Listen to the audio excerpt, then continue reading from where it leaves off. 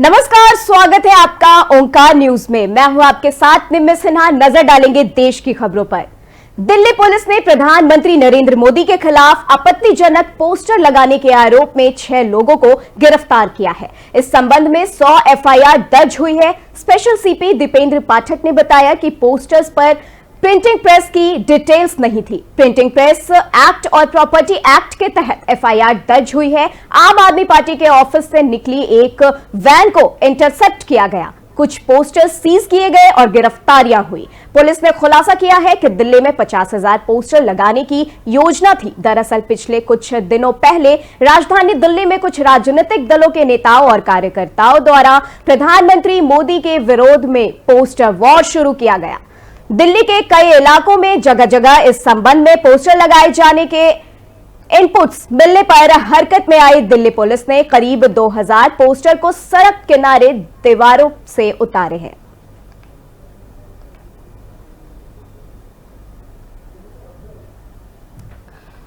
तो पीएम के खिलाफ ये पोस्टर लगाने का मामला सामने आ रहा है। मामला दिल्ली से है, जहां मोदी के खिलाफ आपने पोस्टर्स लगवाए थे और आम आदमी पार्टी पर आरोप लगाए जा रहे हैं। पुलिस कार्रवाई में जुटी है। 106 लोगों पर इस मामले में मुकदमा दर्ज किया गया है।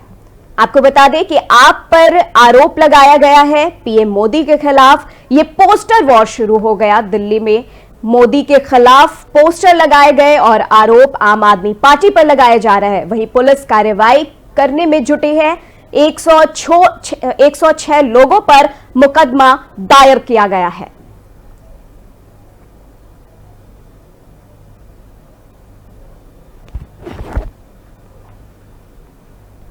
बढ़ते हैं अगली खबर की तरफ। गोपाल राय ने की पीसी। पीएम के खिलाफ पोस्टर लगाने का मामला जंतर मंतर पर जनसभा का ऐलान है। आपको बता दें कि आप नेता गोपाल राय ने आज पीसी की है और पीएम के खिलाफ लगाए गए पोस्टर के मामले में हो रही कार्रवाई पर नाराजगी जताई है। गोपाल राय ने भगवंत सिंह राजगुरु और सुखदेव के बलिदान दिवस पर जंतर मंतर पर आपकी जनसभा का ऐलान किया। उन्होंने कहा कि देश में अघोषित तानाशाही के विरोध में इस जनसभा में अरविंद केजरीवाल और भगवंत मान भी शामिल होंगे।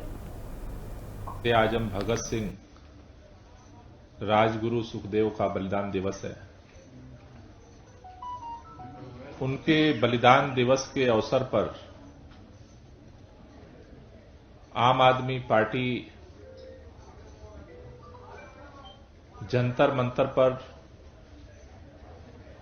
सभा करने जा रही है। इस सभा के माध्यम से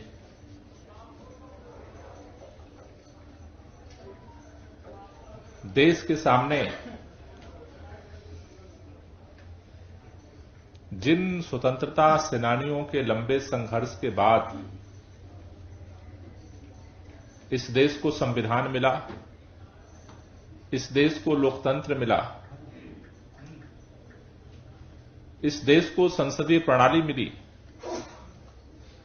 इस देश को चुनाव आयोग मिला, इस देश के अंदर स्वतंत्र जांच एजेंसियों की स्थापना हुई, इस देश को न्यायपालिका मिली। लेकिन आज आजादी के 75 साल बाद उन स्वतंत्रता संग्राम सेनानियों के सपनों पर, उनके कुर्बानियों के दम पर मिले लोकतंत्र पर, संविधान पर खतरा मंडराने लगा है। जिस तरह की परिस्थितियां पूरे देश में बनी हैं, उन परिस्थितियों को देखते हुए कल जंतर मंतर से सभा के माध्यम से आम आदमी पार्टी पूरे देश के अंदर मोदी हटाओ, देश बचाओ के नारे के साथ आगे बढ़ने जा रही है। उस सभा में तो दिल्ली में पोस्टर वॉर शुरू हो गया है। पीएम की पोस्टर लगाने का मामला सामने आ रहा है। आपको बता दें कि संजय सिंह ने बयान दिया कि मोदी को हटाओ पोस्टर में क्या गलत है। पोस्टर दिखाना चाहता हूं जिसपे एफआईआर हुई है और ऐसे लाखों पोस्टर अलग अलग पार्टियां पूरे देश में लगाती हैं। मुझे ये नहीं समझ में आ रहा है कि जो अरविंद केजरीवाल के खिलाफ नफरत फैलाने वाले पोस्टर भाजपा के लोग लगाते हैं, क्या वो दिल्ली पुलिस को नहीं दिखता है? ये मोदी हटाओ देश बचाओ, ये कौन सा ऐसा पोस्टर या बैनर है जिसको लेके आप 100 एफआईआर कर रहे हैं? ये तो पागलपन की पराकाष्ठा है, तानाशाही का चरम है। मतलब ये पोस्टर मोदी हटाओ देश बचाओ, इस पोस्टर पे 100 एफआईआर? नहीं, मैं तो ये कह रहा हूं कि अरेस्ट तो जो ऊपर से उनके आका कहेंगे दिल्ली पुलिस वही करेगी। दिल्ली पुलिस का आचरण तो हमेशा से यही रहा है, विधायकों पे एफआईआर हो, मंत्रियों पे एफआईआर हो, तो हमेशा करते रहे। ये कोई नई बात नहीं है हमारे लिए। बढ़ते हैं अगली खबर की तरफ। आपको बता दें कि सपा प्रमुख अखिलेश यादव का बड़ा बयान सामने आया है। अखिलेश ने विपक्ष द्वारा उठाई जा रही जेपीसी की मांग को लेकर कहा कि बीजेपी 6 महीने बाद जेपीसी का गठन करेगी और रिपोर्ट तक साल बाद आएगी। आप माँ दुर्गा का आशीर्वाद लेके आए हैं और वो गंगा माँ का आशीर्वाद लेके क्या कौन 2024 का चुनाव बड़ा दिलचस्प होगा। सब आशीर्वाद लीजिए, जो मिल जाए उसका आशीर्वाद लीजिए। जो ज्यादा आशीर्वाद पाएगा वही जीतेगा। वहाँ समाजवादी पार्टी का संगठन होगा, वहाँ चुनाव पार्टी लड़ेगी। कैसे होगा? ये सवाल अभी नहीं आता है। समाजवादी पार्टी का जहाँ संगठन है वहाँ पार्टी चुनाव लड़ेगी और चुनाव आएगा उस समय रणनीति तय होगी। दिख रही है। भारत हिंदू राष्ट्र ही है। भाजपा महासचिव कैलाश विजयवर्गीय ने बयान देते हुए कहा है कि विभाजन के बाद बचा हुआ भारत हिंदू राष्ट्र ही है। नहीं हूँ कि ये तो है ही राष्ट्र। जब भारत का विभाजन हुआ तो इसी इश्यू पर तो हुआ था। जो बचा हुआ पाकिस्तान बना, बचा हुआ देश तो हिंदू राष्ट्र ही। मतलब पंजाब को लेकर बड़ी स्थितियां विकट हैं अभी। केंद्र सरकार और प्रदेश सरकार बहुत चिंता से काम कर रही है और अच्छे परिणाम। नहीं हूँ कि बढ़ते हैं अगली खबर की तरफ। पश्चिम बंगाल की मुख्यमंत्री ममता बनर्जी केंद्र सरकार की तानाशाही के खिलाफ 29 और 30 मार्च को दिल्ली में अंबेडकर प्रतिमा के सामने धरना देंगी। ममता ने कहा कि धरना 29 मार्च को शुरू होगा और 30 मार्च की शाम तक जारी रहेगा। इसके बाद वे फिर आगे की रणनीति की घोषणा करेंगी। पश्चिम बंगाल की मुख्यमंत्री ममता बनर्जी ने केंद्र सरकार पर केंद्रीय योजनाओं में फंड नहीं देने का आरोप लगाया है। इसको लेकर ममता 29 और 30 मार्च को धरना प्रदर्शन करेंगी। मंगलवार को ओडिशा रवाना होने से पहले कोलकाता एयरपोर्ट पर पत्रकारों से बातचीत करते हुए ममता बनर्जी ने ये जानकारी दी। उन्होंने केंद्र सरकार पर पश्चिम बंगाल को केंद्रीय योजनाओं में फंड नहीं देने का आरोप लगाया। ममता ने कहा, केंद्र सरकार ने हमारे 100 दिन के काम का पैसा नहीं दिया। बजट में भी बंगाल को कुछ नहीं दिया गया। उन्होंने आरोप लगाया है कि सिर्फ कुछ लोग ये देश चला रहे हैं। अडानी और मेहुल चौकसी इनके परम मित्र हैं और भाजपा सिर्फ इन लोगों के लिए काम कर रही है।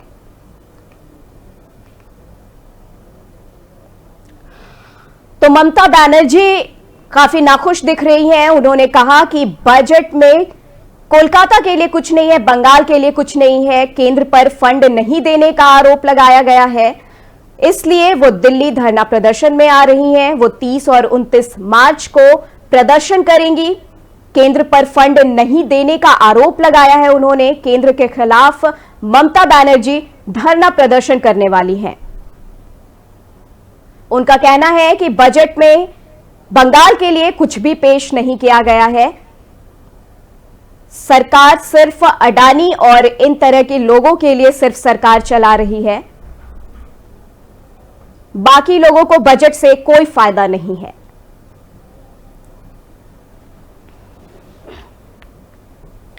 खालिस्तान समर्थक और वारिस पंजाब डे के चीफ अमृतपाल सिंह को पुलिस अभी तक गिरफ्तार कर नहीं पाई है। पंजाब पुलिस ने उस बाइक को भी बरामद कर लिया है जिसमें अमृतपाल भागा था। बाइक की बरामदी जालंधर से 45 किलोमीटर दूर एक गांव से हुई है। वहीं पंजाब पुलिस आज अमृतपाल सिंह के घर पहुंची। पुलिस अमृतपाल की मां और उसके परिजनों से पूछताछ कर रही है। पुलिस अमृतपाल सिंह की पत्नी किरणदीप से भी विदेशी फंडिंग को लेकर पूछताछ कर रही है। अमृतपाल की पत्नी से 2 पुलिसकर्मी पूछताछ कर रहे हैं। वहीं आपको बता दें, अमृतपाल सिंह अपने साथियों के साथ 18 मार्च को दोपहर करीब 1 बजे के आसपास गुरुद्वारा में पहुंचे थे। अमृतपाल और उसके साथियों ने वहां खाना भी खाया और करीब 45 मिनट गुरुद्वारे में बिताए। बाद में अमृतपाल ने गुरुद्वारे के ग्रंथी से पूछा था कि क्या वह उनका फोन इस्तेमाल कर सकते हैं। ग्रंथी ने उसे अपना फोन दे दिया था, जिससे उसने किसी को कॉल भी किया। उसने ग्रंथी से कपड़े भी मांगे थे। वो यहां से कपड़े बदल कर निकल गया था।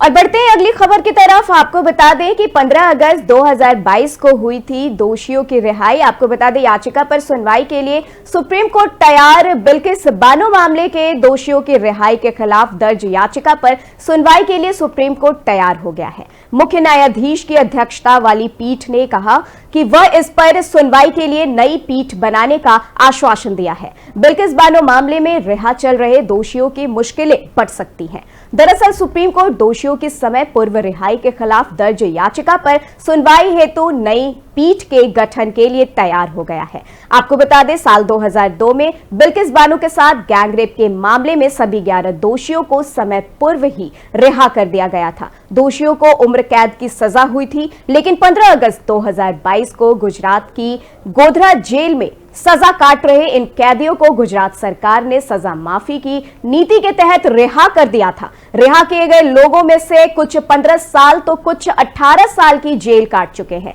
दोषियों की रिहाई के खिलाफ बिल्किस बानो ने अपनी वकील शोभा गुप्ता के माध्यम से सुप्रीम कोर्ट में याचिका दाखिल की थी। मुख्य न्यायाधीश DY चंद्रचूड़ और जस्टिस PM नरसिम्हा और जस्टिस JB पारदेवाला की पीठ ने याचिका पर सुनवाई के लिए नई पीठ के गठन का बिल्किस बानो और उनकी वकील शोभा गुप्ता को आश्वासन दिया।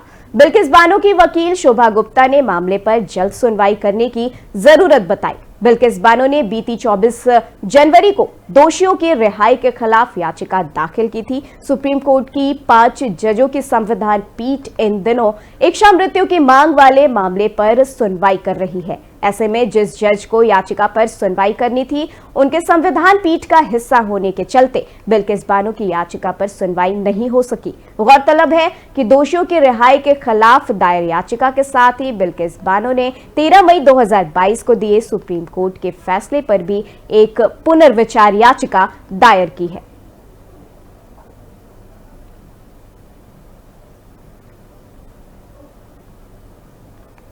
हालांकि 13 मई 2022 के फैसले के खिलाफ बिल्किस बानो की याचिका को सुप्रीम कोर्ट ने बीते साल दिसंबर में खारिज कर दिया था। आपको बता दें, 2002 के दंगों के दौरान बिल्किस बानो के परिवार के साथ लोगों की हत्या भी कर दी गई थी।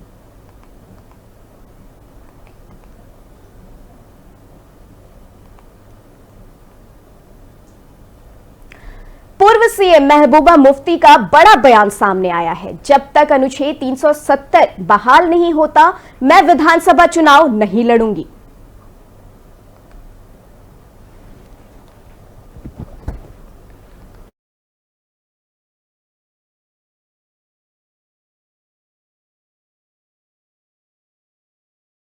बड़ा बयान सामने आया है। उन्होंने विधानसभा चुनाव नहीं लड़ने का फैसला किया, 370 बहाली की मांग की है।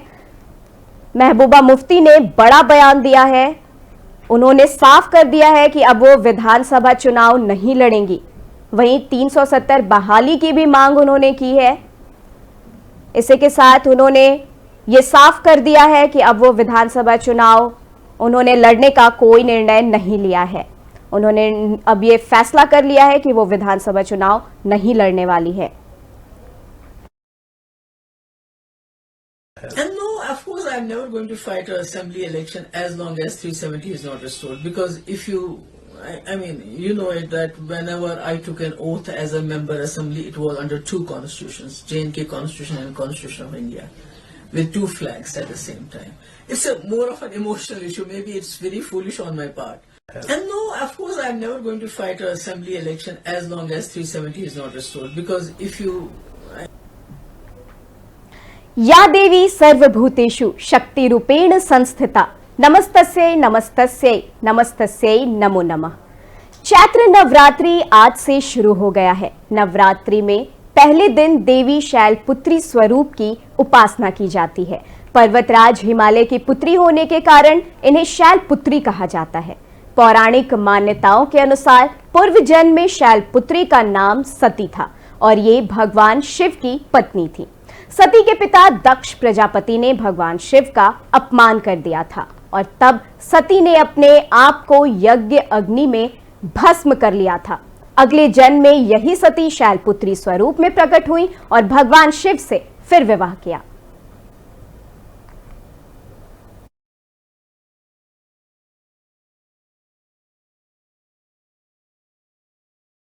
आपको बता दें कि चैत्र नवरात्र की शुरुआत से ही पहले दिन मां शैलपुत्री की पूजा अर्चना होती है और मां शैलपुत्री की पूजा अर्चना करने मंदिरों में भारी भक्तजन के तांते लगे। वहीं आपको बता दें कि आज नवरात्रि का पहला दिन है। मां शैलपुत्री के आशीर्वाद के लिए भक्तों ने भारी भीड़ लगाई है।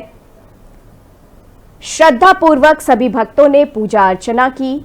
आज से चैत्र नवरात्र की शुरुआत है। पूरे 9 दिन मां अंबे की पूजा अर्चना की जाएगी।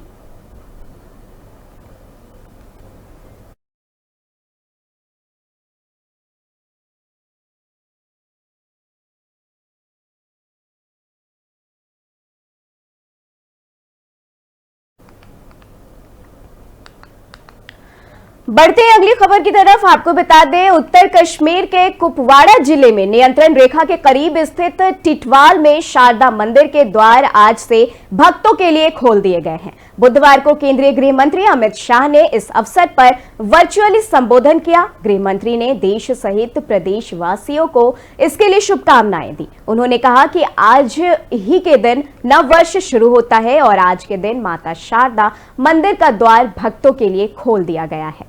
वह आज घाटी नहीं पहुंच पाए हैं, लेकिन वह जब भविष्य में घाटी आएंगे तो यहां माता के दर्शन करने जरूर पहुंचेंगे।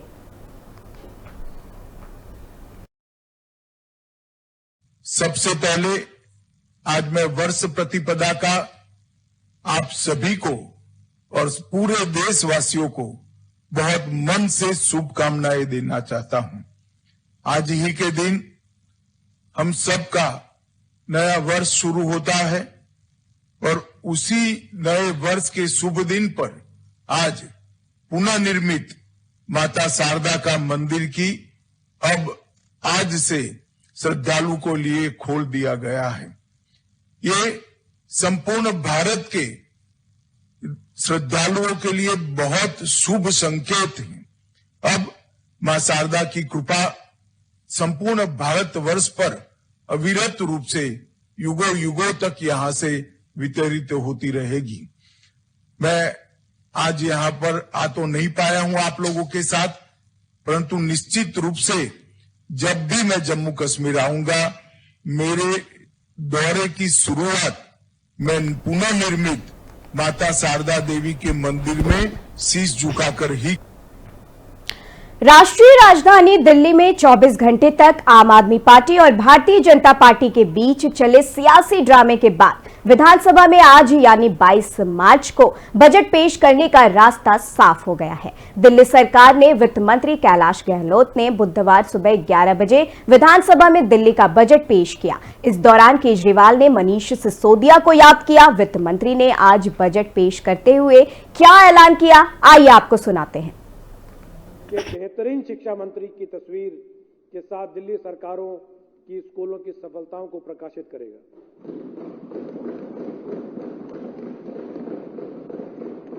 अध्यक्ष महोदय, न केवल दिल्ली बल्कि भारत और संभवतः पूरी दुनिया के लिए 2022-23 का यह एकेडमिक सेशन पहला सामान्य एकेडमिक सेशन है जो कोरोना काल के मुश्किल दौर के बाद से बिना किसी बाधा के आगे बढ़ा है। दुनिया की कोई भी सरकार और शिक्षा व्यवस्था कोविड के असर से बच नहीं पाई। मैं गर्व के साथ कहना चाहूंगा कि 2020 से पहले केजरीवाल सरकार ने जो कदम उठाए उससे हमें वह आधार मिला जिससे हम इन विपरीत परिस्थितियों में भी अपने बच्चों की पढ़ाई का नुकसान कम कर सके। संक्षेप में हम कह सकते हैं कि टेक्नोलॉजी की मदद से माइंडफुलनेस प्रैक्टिस और मेडिटेशन, माता पिता की मदद से और टीचर्स के सहयोग से हमारे बच्चों ने न केवल तनाव पर नियंत्रण रखा बल्कि पूरे कोरोना काल में शिक्षा से भी जुड़े रहे।